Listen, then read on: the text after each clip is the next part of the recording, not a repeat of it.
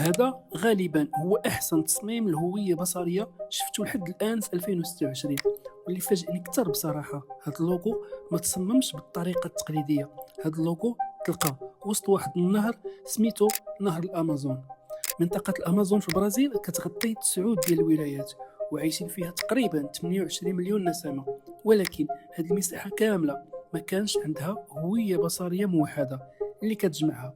هنا دخلت وكالة فيوتشر براند باش تصاوب هوية موحدة لهاد الأراضي، ولكن ما بداوش بمود بورد ولا حلوا إلوستراتور نيشان، مشاو لصور الأقمار الاصطناعية وتبعوا إحداثيات GPS ديال الواد والروافد ديالو، ولقاو واحد الحاجة مبهرة. كل حرف من كلمة أمازونيا كان موجود تما منحوت في دوك الانحناءات الطبيعية ديال الماء.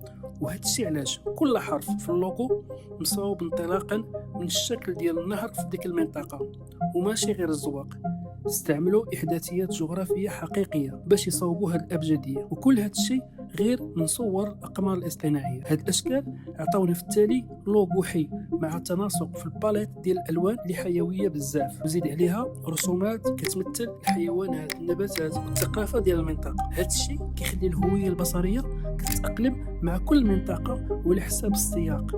هنا الطبيعه والمناظر تحولوا للغه بصريه حقيقيه.